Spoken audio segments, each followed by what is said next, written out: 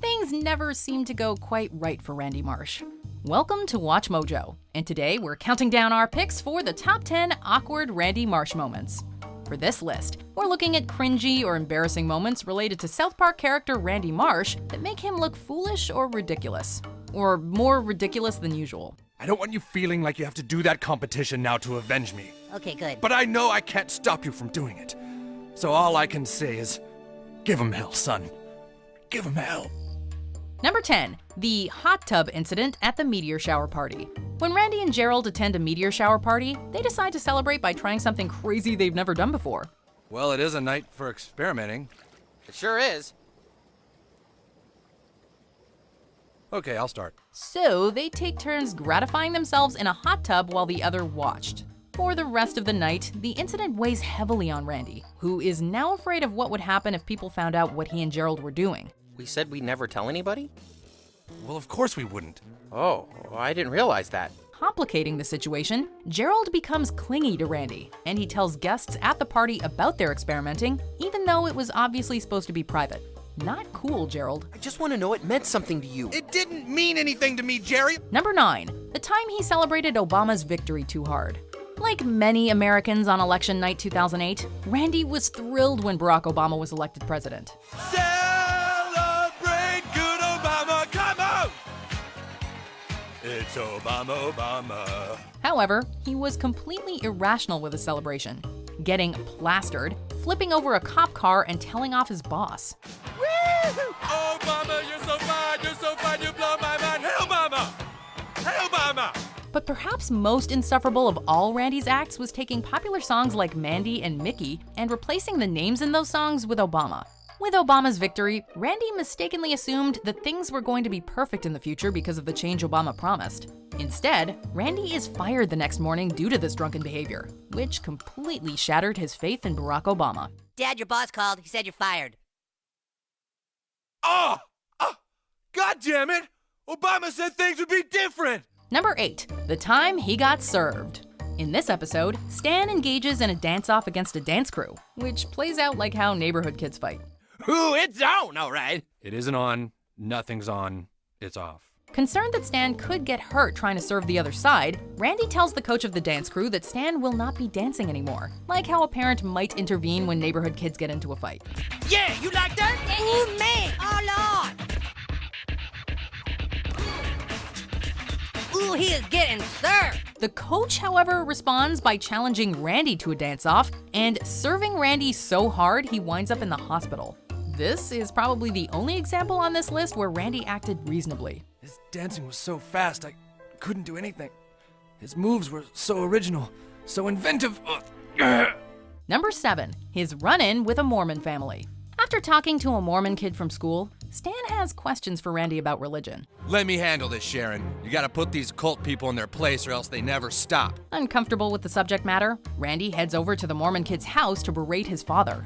However, when Randy discovers how wonderfully pleasant this Mormon family is, he decides to convert his whole family to the Mormon faith, so they can be just as happy. Isn't this great, you guys? Our first family home evening. I want to watch TV! We're not watching TV. We're Mormons now and we're having family home evening. But the Marshes don't automatically turn into delightful people just because they've changed religions, as evidenced by their ill-fated game night, which sees Randy forcing family time down their throats while everyone else looks miserable. Hey, Stan, don't denounce our religion.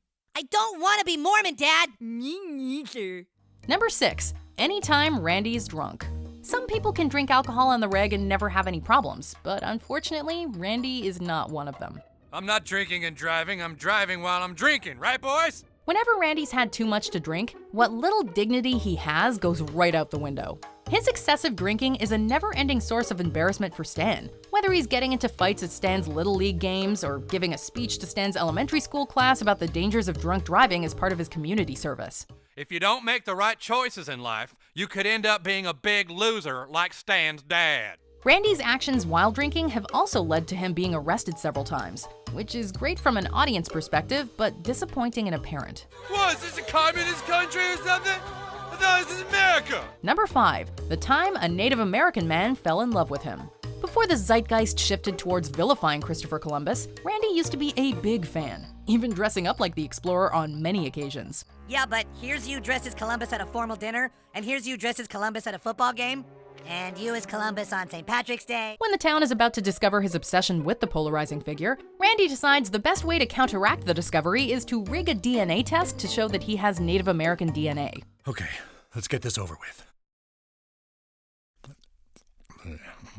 To do so, he collects saliva from a Native American man by kissing him shortly before the test is administered.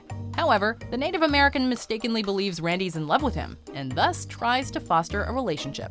Don't worry. My parents are very okay and cool with us. Number 4, the time he was in a boy band. When Stan co-forms a boy band, Randy becomes completely hostile to the idea. Plenty of other interesting things you can do. It's not just because it's the year 2000 and people are sick of boy bands either. It's because his life was ruined by being a member of such a band, and he doesn't want Stan to go down the dark path. Randy tells Stan how he was recruited for a boy band called the Ghetto Avenue Boys, and how he left his family in high school to seek fame and fortune. The songs were terrible, but believe it or not, the country ate them up.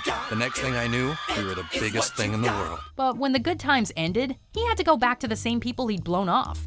The saddest part is, the only reason he was even recruited was for his mustache. That is what being in a boy band is all about, Stanley. It's people smothering you and embracing you and loving you and then spitting you out and throwing you away like you were last night's pork chops. Number 3, computer time. Because of a massive internet outage, Randy's family is forced to migrate to California, much like a modern-day version of the Jodes or maybe the Clampetts. At a camp where the Marshes settle, people are given only a short amount of time to use what little internet is available. But at night, when the computer is left unguarded, Randy uses the computer to satisfy his built-up urges. Finally, I'm online again. This results in a release that covers both Randy and the computer. When people come in to see what's going on, Randy's excuse is that he was covered in ectoplasm that came from a spooky ghost. Unsurprisingly, no one buys this. Number 2, Randy's special magic. In his younger days, it seems Randy performed an unusual brand of magic, which involved elaborate tricks with that special area below the belt.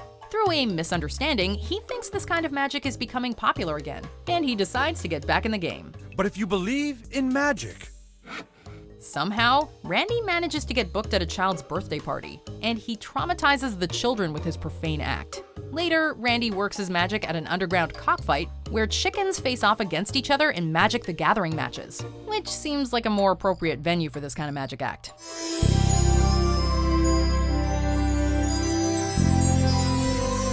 It's just another example of Randy getting obsessed with something weird and throwing himself into it completely.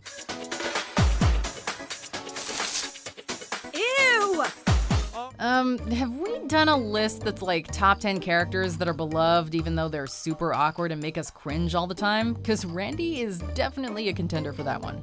Like, what has he ruined for us? Hot tubs, boy bands, magic? Ugh.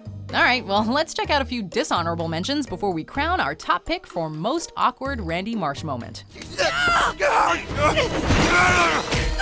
enough! Look at yourselves! You're an internet bullshit artist, Lord! Just look at the glaze we've got going now on that thing. Oh man, yeah. Take me away to that special place. That blowjob place. People like us can all live free. Free to get blowjobs. Take me away. Spider-Man. If he is my future self, then his hand will disappear. Stanley, you don't need to do that. He is your future self. Hey, Daryl, what kind of job did you think you were gonna get? Something that was goddamn dignified. Hey, Daryl, sorry, but you did not go to college, so you have to take the jobs you can get. I'm sorry, I do not get that. Not quite at the end yet. Almost there though. Just be sure to subscribe to our channel and ring the bell to be notified about our latest videos. Alright, back to business.